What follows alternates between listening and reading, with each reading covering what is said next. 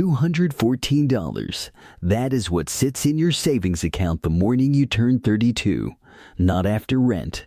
Not after bills. Not after the credit card payment. Everything $214. You were sitting at the kitchen table at 12:17 in the morning with a laptop open and a spreadsheet you built 6 months ago, then immediately stopped looking at because the numbers made you uncomfortable. Tonight, you open it again. Salary, $68,400. That number sounds respectable. Then you follow the money. In this example, roughly $3,940 reaches checking every month after taxes and payroll deductions. Rent takes $1,550. Car payment, $387. Insurance, $210. Student loan, $280. Groceries, $340. Phone, internet, utilities, subscriptions, and then there is the category you named, everything else. Coffee, delivery, Amazon weekend plans, random charges that felt too small to remember individually. $1,340 last month. You stare at the spreadsheet. You have been spending roughly $260 more than you bring in. Not once, almost every month, for 2 years. That is why the raise never helped. That is why the savings account never stayed full. That is why every time you got close to $1,000, something seemed to drag you back down. There was nothing mysterious happening. Your financial life was running a monthly deficit. And now, at 32, you finally stop looking away. You lost the easy compounding years. That part is true. You are not 22 anymore. You cannot go back and invest the first paycheck. You cannot undo the cars, dinners, credit card interest, subscriptions, vacations, or years when you told yourself you would start later. But you are also not 22 anymore. You earn more. You know yourself better. You understand what 10 years actually feels like. And you are old enough to stop believing that avoiding the numbers somehow protects you from them. So you run one calculation. If $600 a month were invested from age 32 until 62 and hypothetically averaged 8% annually, the ending value would be roughly $894,000. Not guaranteed. Not promised. Markets can lose money, returns vary dramatically, and fees matter. But the calculation shows you something important. Starting late is expensive. Not starting is more expensive.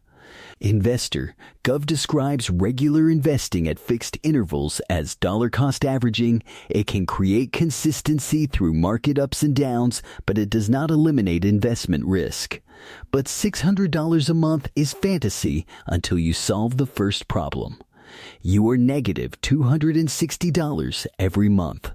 So the first goal is not $100,000. It is not retirement. It is not even investing. The first goal is $1,000 that stays yours. You cancel $71 worth of subscriptions. You start taking lunch to work. You sell a watch you bought at 29 because you thought successful adults were supposed to own things like that.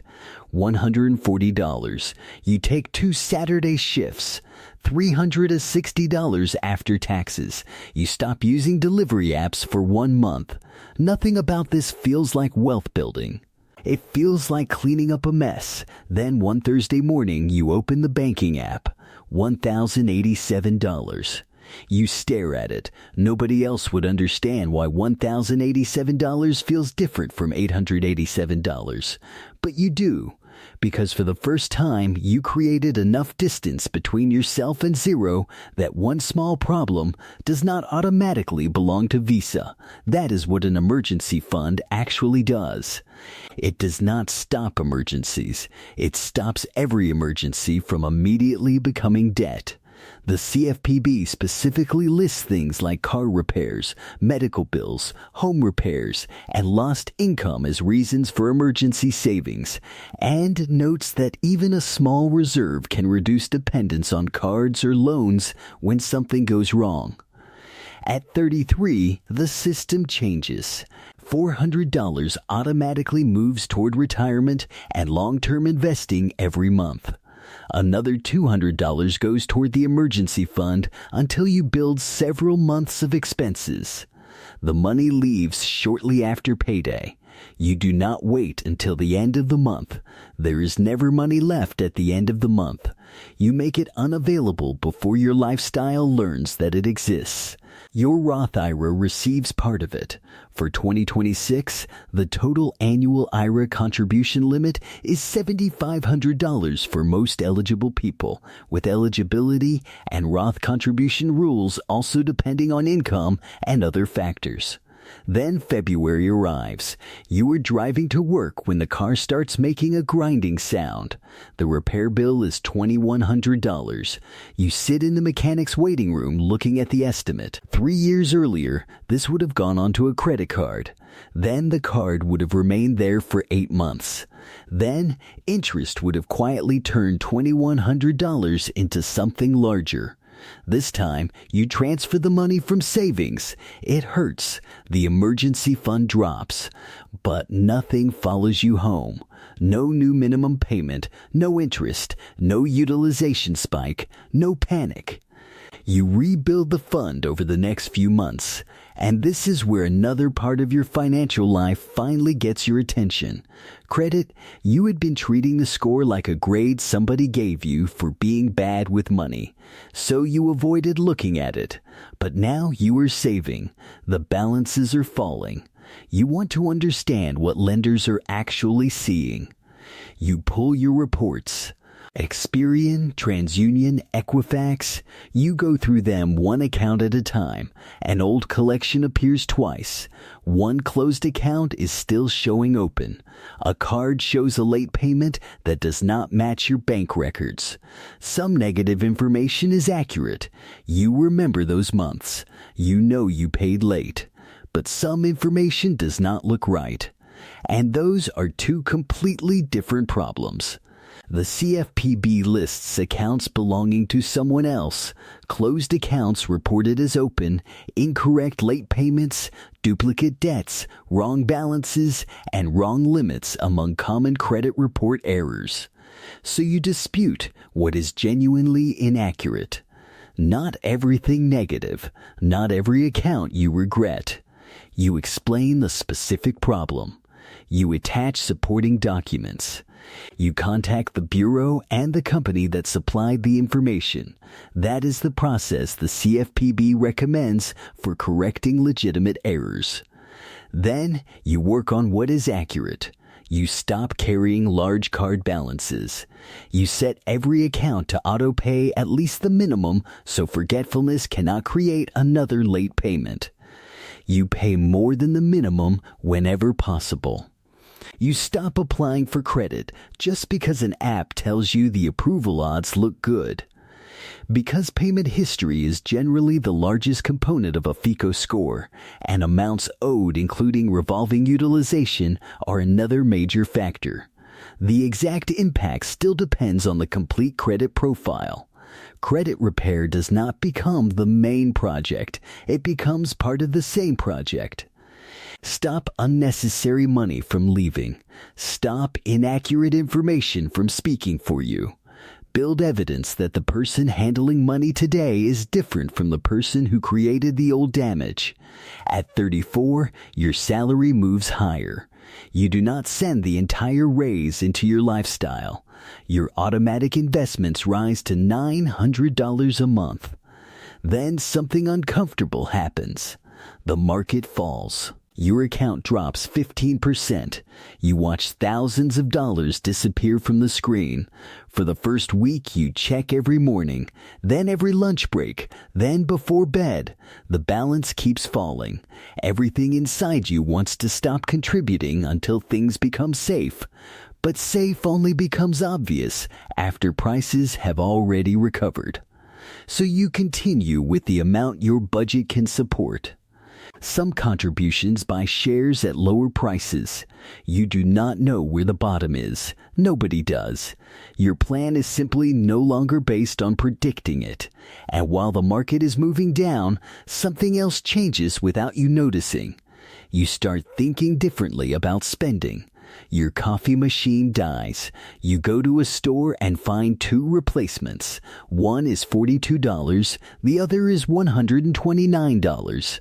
5 years ago, you automatically bought the cheaper one.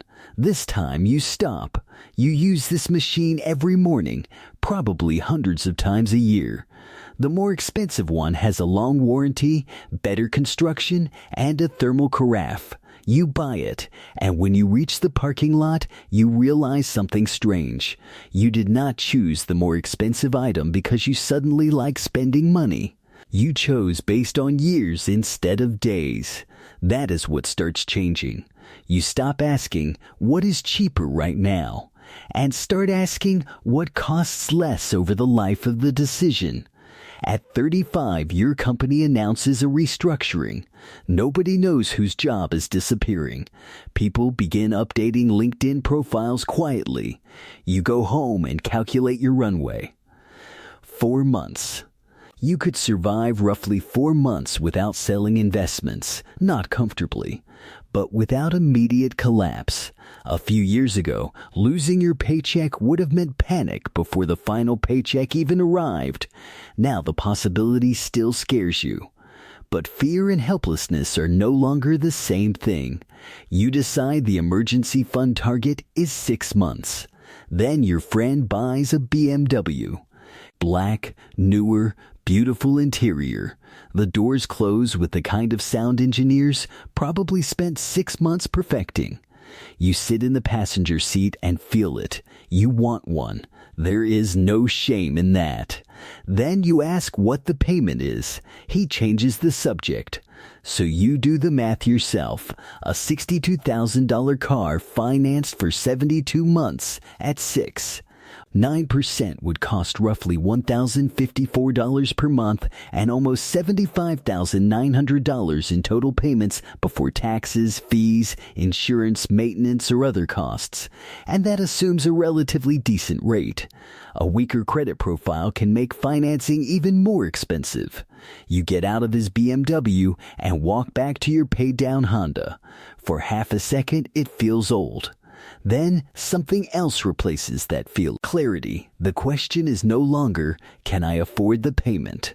It is, what does the payment take away from everything else I am building?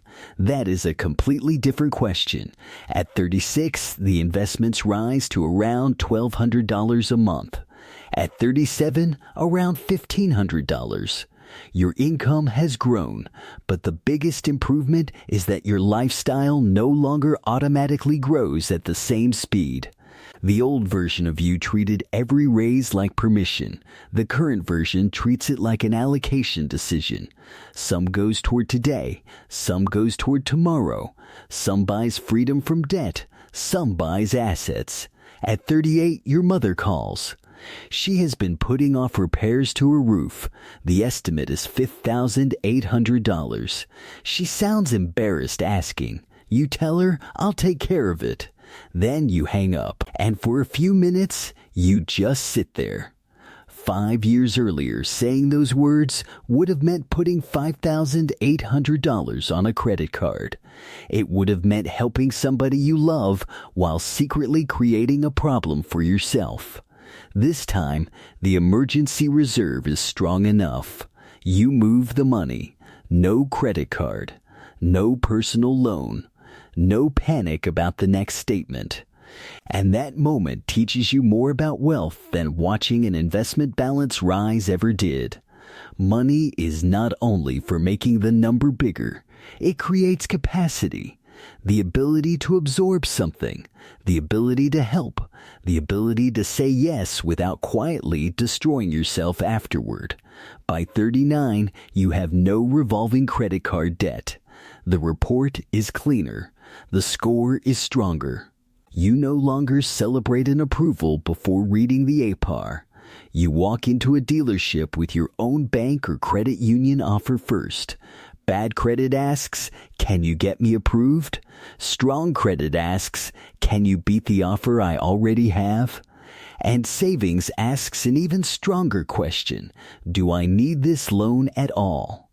By 40, under this example, Years of contributions that gradually rose with income could put investment accounts somewhere around the mid-$100,000, depending entirely on actual market returns. Maybe your number is $150,000, maybe $175,000, maybe lower because markets had a bad decade, maybe higher because your income grew faster. There is no guaranteed ending. That was never the point. You wake up on your 40th birthday, before coffee, before checking messages. You remember the kitchen table, the spreadsheet, the $214, the $260 monthly deficit, the car repair that would once have lived on a credit card, the inaccurate account you finally challenged, the market decline you did not run from, the BMW you decided you did not need yet, the call from your mother, and suddenly the number matters less than what the number can do. At 32, your financial life was reactive. Something happened. You responded. The car broke. You borrowed. The rent increased. You adjusted. The credit card filled. You paid the minimum. Your future was whatever remained after the present finished taking what it wanted. At 40, you were making more decisions before life makes them for you. That is the real change. You thought wealth would feel like a number. It feels more like a car repair that does not become debt, a layoff announcement that does not make your stomach drop through the floor, a lender giving you a bad offer and knowing you can walk away, telling somebody you love, "I'll take care of it," and knowing the sentence is true. Starting at 32 does not give you back your 20s. Nothing does. But you do not need your 20s back. You need the next paycheck to receive different instructions than the last one. Build the first emergency fund. Stop the monthly deficit. Pay down expensive revolving debt. Review the credit file. Correct genuine inaccuracies. Protect every payment. Automate investing. Increase the amount as income grows, and stop using every raise to prove that your lifestyle improved, because the most important thing you can build in your 30s is not the appearance of success. It is margin. Margin in the bank account, margin on the credit cards, margin in the monthly budget, margin between losing a job and losing everything. At 32, the balance is $214. That number is not evidence that you failed. It is simply the number you finally stopped avoiding.